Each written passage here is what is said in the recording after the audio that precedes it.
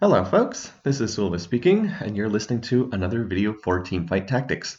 This footage is taken from the public beta environments. We're about 1 week into the PBE at this point, so getting a little bit closer to the release of Set 7 of Teamfight Tactics.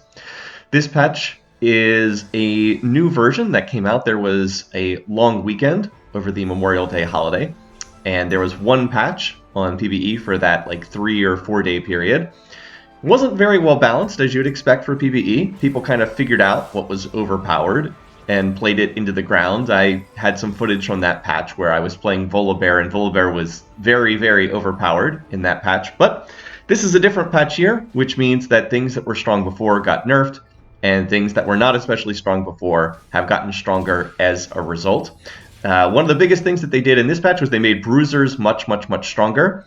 And I suspect that that will get changed again very quickly because this is PBE and all the footage changes very quickly, or all the numbers change very quickly. So you should never look at anything on PBE in terms of what's strong and what's weak. It's more about what units can be played together and more about learning the various traits and the various champions that are going to be in the set.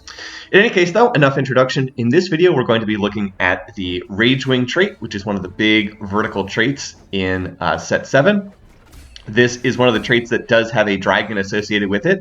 Shyvana is a Ragewing dragon, so we'll talk more about that later on in the game, but we will be seeing Shyvana in this game eventually, and we'll have a chance to feature kind of what this trait looks like a bit more. I'm also going to mention this is one of the new background stages for Set 7. The fiery pit here, I think it actually looks pretty good. Fits with the theme. It also fits with this game. It fits with the whole we're playing Ragewing champions, which are kind of fire-breathing dragon type setups.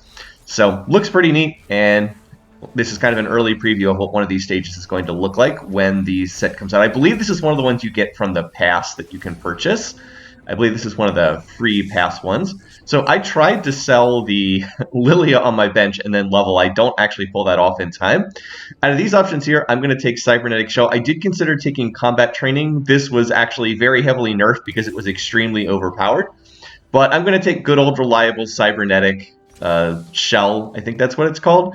The one that grants additional health and armor to anyone who's holding an item, so that will provide an incentive to try to spread out my items to at least some extent throughout this game.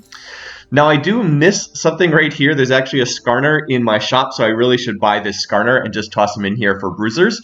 Then I'd have Cannoneer plus Revel plus Bruiser frontline, but I don't actually end up seeing that, so I'm going to not realize that until after the round has started, which is a little bit sad here. As far as what I am playing, I have 2 Tahm Kenches up there for potential frontline. Tahm does not actually have his Bruiser trait in. Instead, he has his Revel trait in. He has made Revel with Jinx. Revel is a trait whereby you fire rockets when you do damage. I'll pull the official description here off the cheat sheet that I have on my other screen. Revel, after dealing damage with an ability, launch a firecracker that deals magic damage to a random enemy. So when you use an ability, launch a firecracker that deals magic damage. It has some very broken interactions with certain champions who don't normally have Revel if you are able to get a Revel emblem. Anivia is, in particular, supposed to be very overpowered with a Revel emblem because her ultimate, which does ticking damage in an area, ends up having kind of a broken interaction with that, which they may end up fixing here on PBE, so who knows. But this game's not going to be playing into Revel, so don't worry so much about that. Now I finally realized that, yes, I should play the Skarner. I didn't see that until at the end of the round, so I'm going to pick up the Skarner. That'll make Bruiser trait. Bruiser is back from a bunch of previous sets, and it provides health to the whole team. The Bruisers get double the benefit, so tanky front lines, etc. I said before, Bruisers also got heavily buffed in this particular patch, and although this patch will probably only be around for a day before the next one comes out on PBE, people were running a lot of Bruisers. I actually ran Bruisers in the game right before this one and did quite well. I had a third place finish in that game, a very narrow third place finish that was close to being a first or a second. But yeah, Bruisers kind of got buffed pretty heavily, and the Bruiser Dragon, Saifen in particular, seems to be also very overpowered. All right, the other trait I have in right now is Cannoneer. This trait was also in previous sets. I believe that this was added in set 5.5, and it's back again. It's essentially the same thing, but just to be consistent and read the description, Cannoneer, every 5th attack fires a cannon shot that explodes for physical damage around the target, and it scales off attack damage. Cannoneer 2 right now, number subject to change, 175% attack damage. So Jinx has both Revel and Cannoneer traits. And so she's kind of the linchpin holding this board together right now. Well, the real thing that's holding this board together is the fact that I've got a 2-star Tom Kench with a defensive item on him and Cybernetic Shell. That's what's actually holding this board together. I've also made a Rage Blade on my Senna because Senna is a champion that can just hold this, and she's going to get sold later. Senna actually is a Ragewing champ. I talked that this game is going to play into Ragewing, but I don't actually have the trait in just yet, so we'll talk more about that when it pops up. I'm doing a little light scouting of the other boards. I saw that there was someone out there that's playing an early 2-star set Dragonmancer, and I knew that I would not beat that player, so I was hoping that I would just not see that player. 2-star set with the early Dragonmancer bonus. Just going to do way too much damage for my board to be able to absorb. But we're doing pretty well against a lot of these other boards here. It's off to a good start, always something you'd like to see. Tom is, sitting up there doing his tanky thing. I'm glad I haven't seen a bunch of assassins just yet.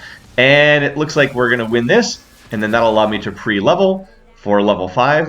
Come on, past self, there we go. And I'm in pretty comfortable shape here. It's been a good opener. When going into this game, I had just played Bruisers the previous game. I was like, I will play either Bruisers or maybe I'll play Ragewing, depending on what I'm seeing here in the stores. I was trying, you go into some of these games deliberately trying to test certain things out. PBE is not about winning the lobby. It's nice to win, obviously, but the goal is to just get more familiar with different things. So I've been trying to test out as many different team comps as possible to get more familiar with them. All right, here on this carousel, I was hoping to get a cloak because I would really like to make Dragon's Claw, which is, I've mentioned this in the first video I did on PBE. It got buffed really heavily. I think that it's kind of overpowered right now, but that's not available. I don't get that. It gets taken by someone else. I would have loved to have made that, but instead I'm just going to take another generic tanky item. So I'm going to go ahead and take this belt, and I believe that I'm just going to slap this on the Skarner for right now because, hey, by putting an item on him, I'm going to get not only the health from the belt itself, but I'll also get Cybernetic Shell. Thank you, Past Self, for highlighting that. Another extra health and additional armor to help me frontline.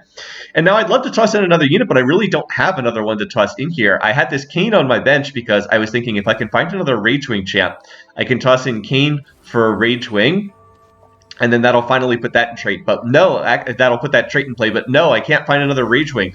I've been seeing like no Ragewing champs throughout the game thus far. So I was like, oh, all right, well, that's all I can really do. So I put him in as kind of the best that I could do for the time being. Kayn's going to jump into the back lines. Oh, I guess the reason why was I had Kayn on my bench, and I figured I might as well just play the unit. This is a close fight, but it looks like my front line is not quite holding up long enough. Perhaps maybe I would have done better to toss in that Taric instead, just to give me a little bit more front line, even though he also would not make any traits. Because once the front line goes down, I end up not having quite enough here. So I don't know, maybe it would have been better to play a different unit. This fight's close, but that person has 2-star Leona, 2-star Heimer, and they've also got the Namzi, who is the extra unit that Trainer puts in. So having seen that, I am actually going to switch this up a little bit. I see that there's a Braum in the store. I believe I'm going to play the Braum over playing the Kayn, because Kayn didn't really do anything in that fight. Kayn has none of his traits in play. Kayn is an assassin. Plus, he also brings Shimmer Scale, which is one of the economic traits in this game. And then he also has Ragewing. But as already mentioned, you need 3 units to play Ragewing, and I do not have 3 units yet as far as Ragewing trait goes. So I'm going to lose that round, which is a little bit sad. It would have been nice to win that round, because now I'm hitting the person who has the least health in the lobby and is presumably one of the weakest players in the lobby. So if I'd been able to win that other round, then I might have been able to carry a full win streak through all of Stage 2, which would have been really nice in terms of getting additional money. But, well, it is what it is. We are, in fact, winning easily against this person. So they are apparently looking to lost streak with Metabolic Accelerator, which gives them back health at the end of each round. But, yeah, they're playing Astral. I have not gotten Astral to work yet. I have seen other people get it to work, but I have not gotten it to work just yet. It's a bit similar to Yordle Reroll from set 6 in the sense that you're trying to 3-star as many of your units as possible. Still, overall, that certainly was a good Stage 2, and I'm pretty happy with how that went. And now look at this. I found an early Nico, and I was like, oh, okay. Well, that's pretty interesting. We can just play Nico here for some additional front line. That's going to be more useful than some of these other units. And then I'm going to replace Skarner with Alawi, who is just a more expensive and better bruiser. The Skarner is a 1-cost bruiser, and Alawi is a 3-cost bruiser. They both have the same traits. They are both Astral plus Bruiser, but I'm not looking to play into Astral here, so enough of that. I will make use of this Nico, though. As a 4-cost unit, Nico is going to be helpful to have. I'm going to go ahead and sell some of these units. I'm debating whether to sell the Cane, but I'm still hoping to get up to another rank of Ragewing. Actually put this trait in that I promise I will be playing at some point in time in this game. Doesn't end up happening, so I'm going to get a glove instead. And now I'm trying to figure out what I'm going to be playing here. So I'm looking at what I've got here. We can drop the Skarner. We're not going heavy into bruisers. I'll put the glove on Senna. Senna's basically holding items for Zaya, who is one of the Ragewing carries in this game. Put that belt on Alawi for more frontline. I'll just grab the Olaf for right now. Olaf does not have Ragewing as a trait, but does have Bruiser as a trait. So I could play Olaf over the Alawi, but I kind of want more frontline over damage, which is what Olaf would give me. I also thought about leveling to level 6 here, but I was like, you know what? If I hit this person who's playing... you saw that this person was win streaking, MRRGGLL. I was like, if I hit this person, there's no way I'm winning. Their board is too strong. I will definitely lose against them. So there's no point in really leveling to 6 here. I'd rather just stay at 5 for another level, except that I'm probably going to lose this round and go from there. It actually ends up being a lot closer than I was expecting here. Unfortunately, Jinx... two sad things that happens. Jinx flubs or traps at the end of the fight, which would have killed another unit or two. And the other thing is I swapped the my Senna right onto their assassin. That Cane ended up killing my unit, which had the Rage Blade, so that was kind of sad. All right, so now we have more options. I could double up on Cybernetic Shell. I could take that again. I'm definitely not taking Cruel Pact. I don't like that augment. I think it's kind of a troll augment. Can pay health to level up instead of XP. I'm not interested in that. So I'm going to take the Earth's component grab bag, because this will give me a guaranteed spatula. And here in this set, now with the way that the Treasure Dragon works at the end of Stage 4, you can always guarantee that you'll get your desired spatula if you want. And I know that there's a Ragewing spatula. So as long as I can, get a bow, which is the item that turns into a Ragewing spatula, now I'm guaranteed to be able to get that. And then that's going to let me play 9 Ragewing in the late game while playing better units. Like, basically, I'll be able to cut one of the weaker Ragewings and still play that. The other thing that happened was I found Swain here, which is really nice. So I'm going to go ahead and put that Rage Blade on Swain, and Swain is now going to be my carry. So the units that I'm trying to itemize are Swain, who's going to be like my mid-game AP carry, and then I'm also trying to itemize Senna, because Senna is holding items for Zaya later on. And those are 2 of the units that tend to be the carries for the Ragewing trait. As I mentioned, it's kind of a big, heavy scaling vertical trait, but there's definitely some flexibility in terms of which units you can play. So Swain, let's mention him here for a minute. Oh, I should mention I don't actually have the Ragewing trait in. Again, it's a little unfortunate that no bow dropped out of that Earth's component grab bag, because then I could have made Ragewing trait, and I 100% would have won that round if I'd had Ragewing in play, but I can't put it in play just yet. I do not have that as an option. All right, so we're going to be playing through the Swain here, so let me talk about him briefly. Swain has 3 traits. There are a gazillion units that have 3 traits in this set. His 3 traits are Ragewing, which we're seeing here, Shapeshifter, which he's getting with Nico, who I'm using for frontline. One of the reasons why she's in here. And then Dragonmancer is his last trait. He was being played through Dragonmancer in the last patch because Dragonmancer was really overpowered on PBE over this weekend patch. All right, so what does Swain do? His ability is Draconic Ascension, costs 45 mana. Very odd that it's does not end in a 0. Usually it's like 40 or 50 mana, but no, he's 45 for some reason. Swain transforms into dragon form, replaces his attacks with fireballs that deal magic damage, and replaces his ability with Greater Fireball. Greater Fireball, Swain's next fireball deals 100% more damage and explodes in an area around his target. So Swain is basically on-hit magic damage. Once he fills up his mana bar, he transforms, and then all his attacks become fireballs that deal magic damage. So you don't really want to build him excuse me, as like a burst caster. He's more of a damage over time caster, in particular because all his damage is based on how many attacks he gets. Rageblade is kind of his core item, and then from there you can kind of stack AP or do whatever. I actually see that there's a Swain with a rod here, which I would love to get. That way, if I could find, another item, maybe I could make like, I could always make like a Death Cap or a Jeweled Gauntlet, or I could make a gunblade on him. You know, there's a lot of options because his other key items tend to build out of rod as well. So that's not bad. Unfortunately, he gets taken. There's also a Xayah with a sword on the carousel I would have loved to have gotten. Then I could have just ditched this Senna or just played the Xayah to get up to three Ragewing. But no, all the stuff I once gets taken. That's not surprising. I was third pick on that carousel. So I'm going to go ahead and make a Warmogs instead. So I'm building frontline items for a future Savannah right now. I've got a Warmogs and I've got a Gargoyle Stoneplate. Those will be very good items on a frontline Savannah later on. So going ahead and making those items. And then I'm building AD items that are going to go on Xayah when I can find Xayah. And then I'm building AP items that are going to go on Swain. That's one of the nice things about playing Ragewing is, you know, it's kind of this vertical team composition, but there is a good deal of flexibility in terms of what you're playing through. I have not found any early Xayahs, so I'm more playing through the Swain right now. We've also finally hit the person who's playing through Dragonmancer set, and they've actually made a 3-star set, which means that the odds of us winning this round are very low. We actually are killing more units than I was expecting, and honestly, the Warmogs Alawi tanked for a long time. But no, we're actually going to end up... Do we actually end up killing anything? No. We actually don't kill a single unit, but we did come close to killing Swain. That person having second wind and the prismatic version of Ludens definitely made them quite strong. So here I'm going to go ahead and find the Swain 2, and that is a big hit to find Swain 2 without having to roll for it. So my hope is that will now stabilize me here in the mid-game.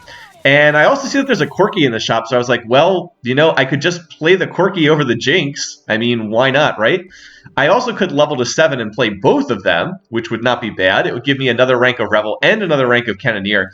And I believe that I eventually just pick up the Jinx here in the shop and decide if I'm not... Because my plan is that my next unit in here is going to be a Ragewing unit, but I have not been having a lot of success in finding these Ragewing units.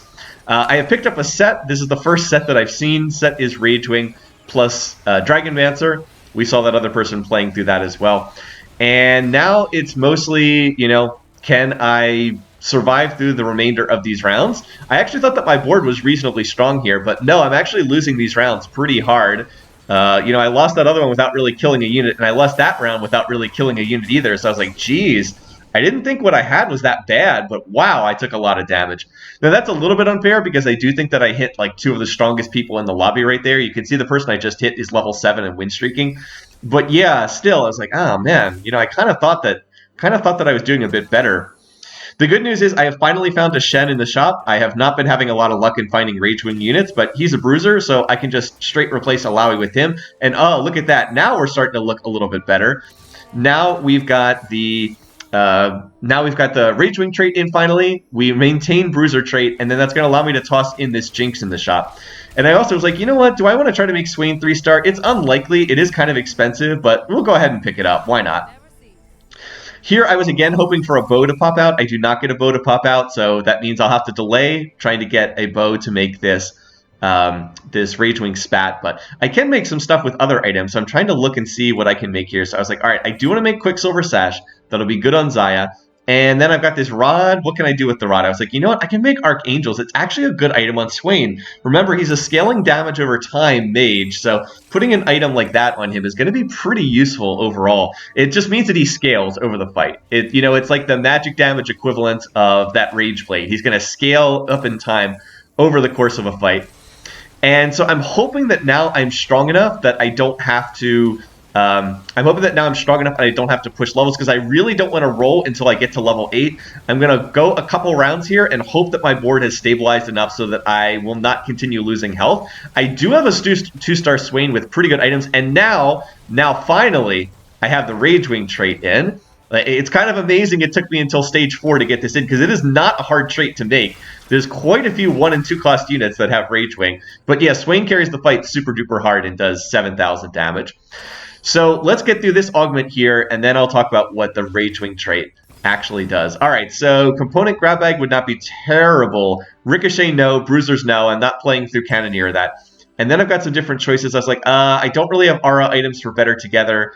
This is a little late in the game for the locket. Big Friend would not necessarily be bad, but I don't know that I have enough units that I can take advantage of that, and the positioning is going to be a little bit weird. So I just take Stand United, even though I don't really think this is amazing value. I really wish I'd been able to get something a little bit more useful for my team, but, you know, Stand United's always going to be useful. AD and AP per trait. I should be able to get 6 or 7, 8 traits in and give everybody benefits. So it's certainly not bad, but wasn't quite what I was looking for. All right, Ragewing. I mentioned that this is kind of the focus of the team, so let's go ahead and highlight what this does. Ragewing, interesting trait. Innately converts mana to rage. Attacks generate 15 rage. After casting an ability in rage for 4 seconds, gain attack speed but can't gain rage. And so basically, as it says, you don't have mana, you have rage. It functions pretty much the same as mana. But once the rage bar fills up, the unit enrages, and while they're enraged, they gain bonus attack speed and Omni-Vamp. At Ragewing 3 right now, it's 50% attack speed, 30% Omni-Vamp. So again, that is all numbers on the PBE, that's subject to change. So like when Swain fills up his mana bar, he enrages and then he will get extra attack speed, so synergizes really well with the Rage Blade, one of the reasons why that's a very good item on him. Also a good item on Xayah. And then they get Omni-Vamp, so they heal for all the damage they dealt. It's one of the key things to keep in mind when itemizing Ragewing units. You don't need to build healing because they have innate Omni-Vamp from the trait. And in fact, it's kind of enormous when you get to higher levels of the trait. If you get to Ragewing 9, which we're going to see later in this game, it's actually 250% attack speed and 80% Omni-Vamp. So yeah, they heal really fast from their abilities once you get up to high tiers of Ragewing. So that means, as I said, you don't really need to build Bloodthirst, or you don't really need to build Gunblade, because they innately heal off of those abilities. So just something to keep in mind in terms of itemizing these. Xayah seems to want, like, Infinity Edge, Last Whisper, Quicksilver Sash is good. Rageblade is good because she can stack it up really fast with the bonus from the, once she gets the extra attack speed from Ragewing trait. Like, in this fight, it looked like my carries were about to die, but the Senna just barely survives. Not that Senna's doing that much damage. And Swain stays safe throughout the fight, so we're able to win that. And that's a big round because that person was on a win streak, and we actually managed to interrupt their win streak. They had already gone to level 8 in the hopes of win streaking. All right, so I have managed to stabilize. It looks here. It looks like getting the 2-star Swain and getting Ragewing trait in play finally has managed to stabilize me. It's honestly kind of bizarre. I'm still playing the Quirky and the Jinx, who don't really fit into this comp all especially well. I just have them in there because I don't have anything better to put in my comp. So anyway, I really want that bow. The bow gets taken again. So I was like, I don't know. I guess I'll take this. I can make a Sunfire, which will not be terrible. It's not ideal, but it's not awful. I was like, all right, well, that does give me some healing reduction. I don't have any healing reduction in my comp right now. And then, oh, hello. We find a Yasuo at level 7 at 1% odds. I was like, okay, this is great. I definitely want to play this Yasuo. So now I'm looking to see what else I can find. I really want to find Xayah because Xayah is intended to be my carry in this team competition. I find more Swains instead. I was like, oh, okay, 6 Swains. All right. Well, we can play that. And then I find 2 more. I was like, okay, 8 Swains. All right. And Xayah would be nice, but I'm not going to be complaining here. So Yasuo, I'm going to toss into my comp. And now I have my desired unit to pick up the Ragewing Spatula. I'm going to make Yasuo into a Ragewing. Yasuo is a legendary unit. He seems to fit pretty well as a Ragewing unit. That's just due to the way that, due to like the various different traits that he brings into the... By the way, I'm getting absolutely annihilated by a 2-star Siphon there, who I don't even think is necessarily itemized the way you should itemize Siphon. But yep, mentioned that Bruiser's got really strong. That person's 6 Whisper... Siphon is the Whisper's Dragon, just absolutely runs all over my board, and I get crushed. And then I get another Yasuo there. I was like, what? Okay, I guess I'm just hitting here. Again, Xayah would be nice. Since I already know I'm going to turn Yasuo into a... into a Ragewing, I can just put the Spatula on him right now. And then I go ahead and find the Shyvana. So I'm going to go ahead and play her. And now I've got the Nico in there. Although Nico I'll actually be able to drop here because it actually puts me at 3 Shapeshifter, which I don't need. But I'm still looking for some of my other units. And Shyvana, of course, by being a dragon, Shyvana is going to get me 3 stacks of Ragewing. And then her other ability is Shapeshifter. in addition to being a dragon. So the dragon units get bonus health, and then one of their traits counts for triple, which in Shyvana's case is Ragewing. She is a 10 cost unit, so she is very expensive to play, but she makes for a fantastic frontline tank, and she also does a lot of damage. She's probably most similar to Galio from set 6, in the sense that she has like this big ult that crashes in the middle of the fight. Unfortunately, I'm not able to beat that person. I'm actually getting pretty low on HP in the lobby, but I think I'm very close to stabilizing here. I know that my board is close. Like, I'm 1 away from 3-star. And by the way, this is looking pretty good. We'll take this because it's got the bow. This is going to allow me to finish itemizing Yasuo. But like, I'm 1 away from Swain 3-star, so I'm pretty close there. So we'll make the Ragewing emblem right there. We'll get the Nico out of the comp because we don't need that anymore. We can put Ornn in for more Bruiser frontline. And now I just need to fill up my board with some more Ragewing units. We'll put Blue Buff, and we'll put Edge of Night on Yasuo. That looks pretty good. And then I still need to get the Corki out of here, and I need to find Xayah, and I'd like to get up to 9 Ragewings. I know I'm not going to be playing Jinx. I know I'm not going to be playing Corki. I want to get the Set in because that'll make Dragonmancer trait for me, and that'll get me up to 8 Ragewings. And then I can take out Ornn for someone like Hecarim, and that'll get me to 9 Ragewing, potentially. All right, so why make Yasuo into a Ragewing? Well, I think that he is just a unit that fits really well. He brings Warrior trait, so that will pair with Shen. He also brings Dragonmancer trait, so that allows me to play Dragonmancer just by having Swain, who I'm going to be playing, and Set, who's going to be in there as a trait bot. It allows me to play both of them and then get Dragonmancer in, and I'm going to make Yasuo the Dragonmancer. I could also make Swain the Dragonmancer, but he's not 3-starred yet. Maybe if I 3-star him, I'll go ahead and change that. And I'm still looking for Xayah, and oh, there we go. Finally, we find Xayah. So I was like, all right, now I'll go ahead and play. And I was like, oh no, I don't have enough gold to play. I don't have enough gold to buy this. Uh-oh. So I'll toss in the Ornn, and I still want to buy this, but I don't want to sell the Set. I don't want to sell any of my Swains. I don't want to sell that Yasuo. So I decide I'll go ahead and look to try to lock this shop, but I actually misclicked. I thought that I was locking for this shop, and I didn't do it. What I really should have done here is I should have sold the Set, and then I would have been able to get the Xayah if I win the round, which it looks like I am going to be doing now that I have some of these stronger units in here. So yeah, I'm going to look to try to get this Xayah, but oh no, I don't have enough gold for it, and I thought that I locked the shop, and I didn't. Oh no! I should just sell the Set and buy it, but oh, nope. And then, so you can actually see me, I go down to click on it, and I was like, oh wait, what? Wait, what happened to the Xayah? Oh no! Now I can't play 9 Ragewing. I do have a 2-star Hecarim, which is not exactly bad, but all my items for Xayah are sitting on the bench. Like, I'm not using them here. I was like, okay. Well, I guess we can lock, but then I was like, wait a minute, if I win this round, I can just buy the Xayah, and that's going to be better than locking. So, oh, that's disappointing. I should maybe just put these items on someone right now and then take them off with my item remover, but I did want to save that item remover. All right, anyway, so yeah, our comp has gotten filled out now. Now we're looking pretty good here. We've got the Hecarim, we've got the Ornn.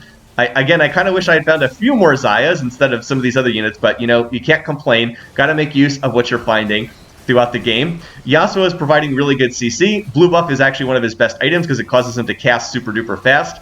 Yasuo's mana costs are low in this game. What is his mana overall? Hold on. I'm going to look up what his mana cost is. 25. His mana cost is only 25, so he casts an awful lot with Blue Buff.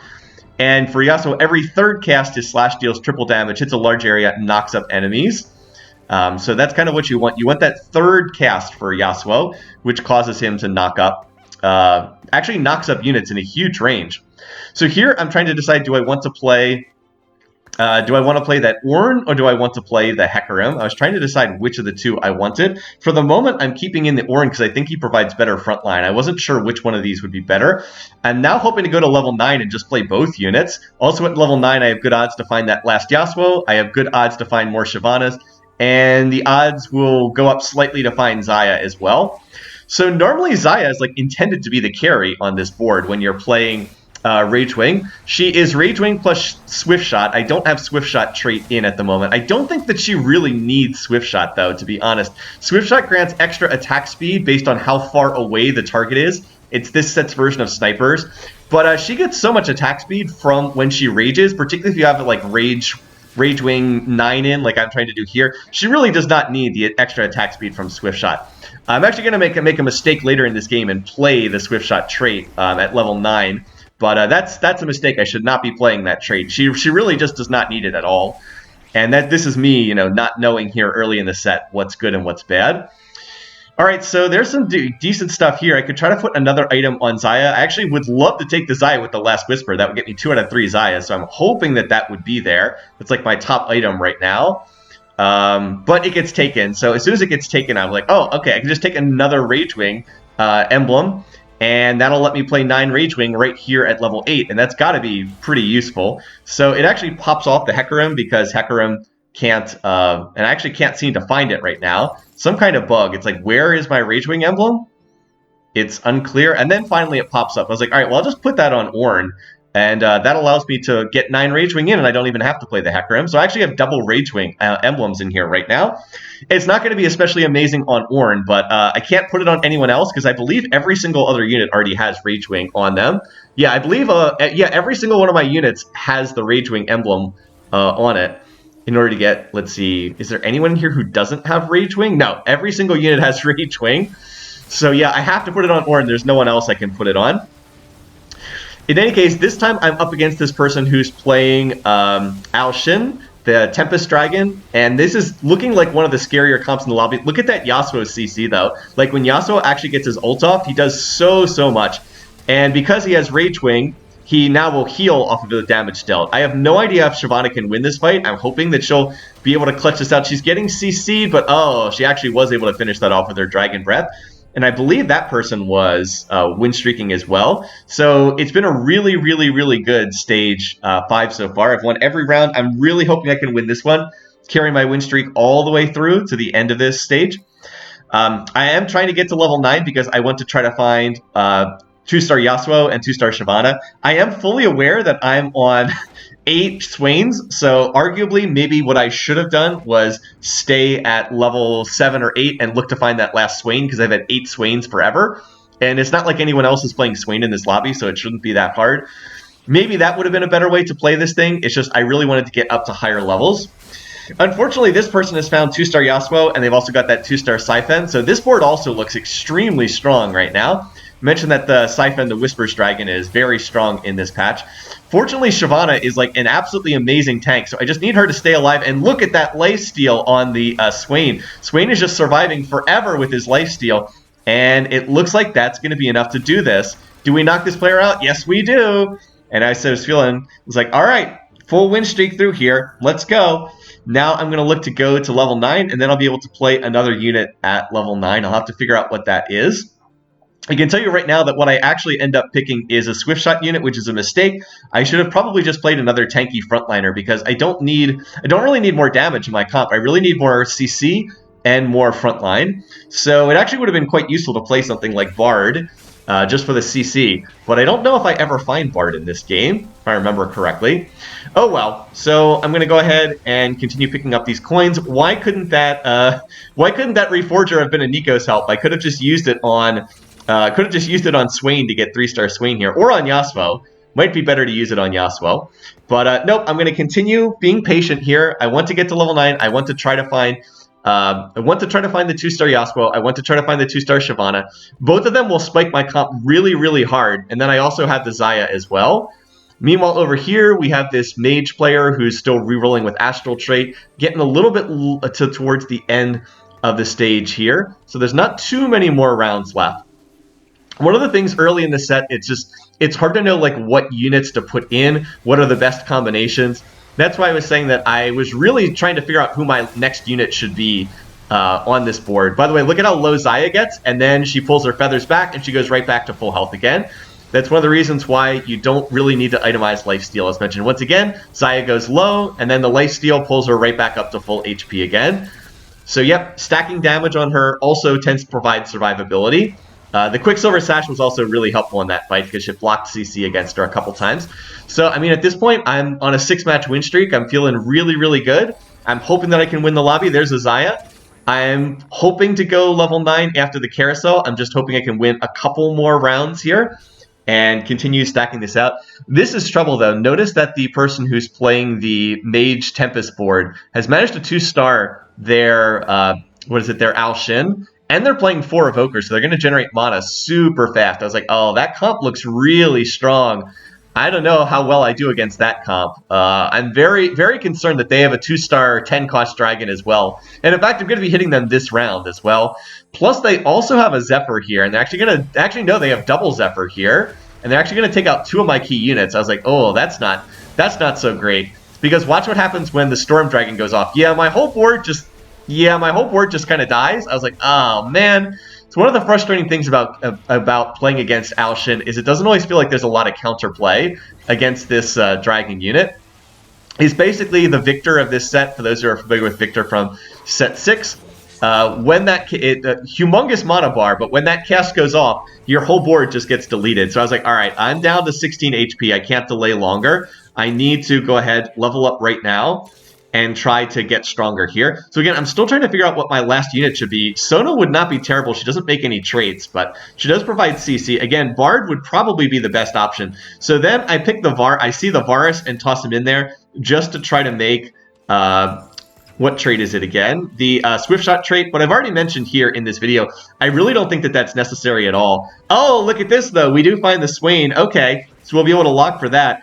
But yeah, Varus just not needed. Like, what is Swift Shot doing in this comp? Xayah gets 200% attack speed or whatever when she pops her Ragewing trait. Look at how fast she attacks. Swift Shot is absolutely not needed in here. It's just a wasted use of this last unit.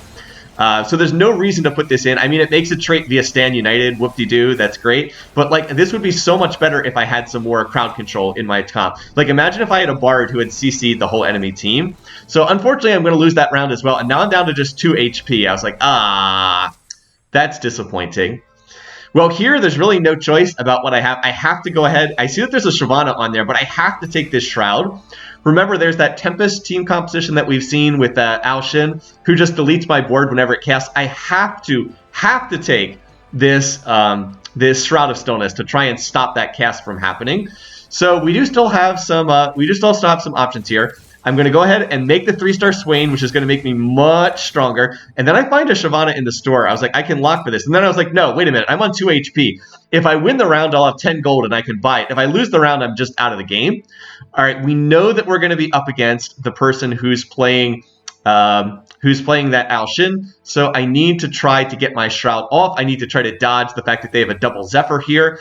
And I'm going to try to move my units around slightly. I'm hoping that I can dodge these. I need to get my Shroud in place. There we go. I'm going to hit all their key units with my Shroud, so that's really big. Shyvana gets taken out of the fight, which I don't love, but it looks like Swain has managed to dodge the CC. Xayah has the Quicksilver Sash, so she manages to avoid the Sona ults. She's going to get low. She does get taken out. Oh, Swain is so low, but he's still alive. Shyvana's still alive, and Yasuo's still alive, and all this fight was super close, but Swain just barely survives. And so we're going to manage to win that round and end that person's win streak. Ooh, man, that was a close fight. And so now I'm going to reroll, and oh, look, there's a Shyvana in the store. So if I can win this round, I can get the 2-star Shyvana, which will spike my comp pretty hard.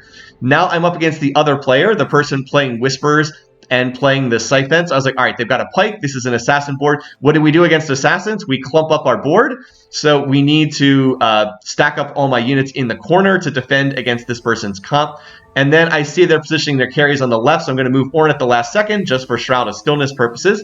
So I'm hoping I can Shroud their board here, and it's a really good Shroud. Note that we're clumped up to prevent Pike from getting on the carries. That Thresh Hook is going to get blocked by the Quicksilver Sash. Now can we burst down the Pike here? Remember, the Assassins are going to be somewhat fragile, and oh, we got the Pike. Shyvana has crashed in. She's doing all kinds of damage. Looks like we're down to just the Siphon now. Are we going to be able to kill that dragon? He is very strong. But I think with my entire board, I can finish him. And I was hoping I could knock that player out. But no, I've now beaten both of the other players in the lobby. I was like, all right, let's go. Let's go. I've already beaten both of the players. So if I can beat, if I can beat them before, I can beat them again. And I'm very close here. I had the 3-star Swain. I just hit 2-star Shyvana. Now I just need Yasuo to fill up my comp. Whew.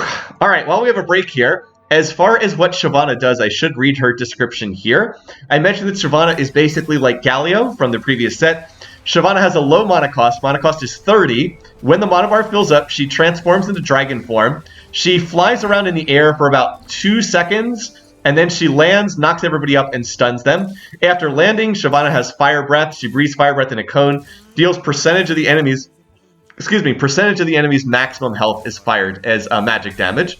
So she basically deals magic damage.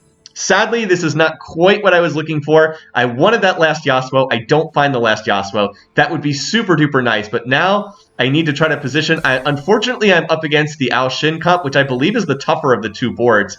So I'm going to try to position here. I'm trying to dodge the Zephyrs, and I actually have dodged the Zephyrs. I got my Shroud off. The Zephyrs are going to hit the Swain and the Shen, not particularly useful units, but oh, watch the right-hand corner. My poor Swain is in the wrong corner. He's going to get Bard ulted, and then he's going to get Orin hit, and then he's going to get hit by Zoe knockups, and then, oh no, he never got to cast. It's down to just Xayah and Shyvana. Xayah's Quicksilver Sash is worn off, and oh, CC to death. CC to death, and oh, I lose the tiebreaker for second. Are you kidding me? That's so sad. I had just beaten both of those players, and it comes down to the final round, and I end up getting knocked out. That board was so strong. This is one of the problems with late game. The amount of CC in the late game is really problematic, but my positioning was wrong here. I needed to have Swain on the left-hand side so he wasn't getting hit by Sona, so that he wasn't next to Xayah, and I also needed to not have Varus. I needed a different unit in there. Well, still a good game. Hope that this was fun to watch. So once again, thanks for watching, thanks for listening, and until next time, take care.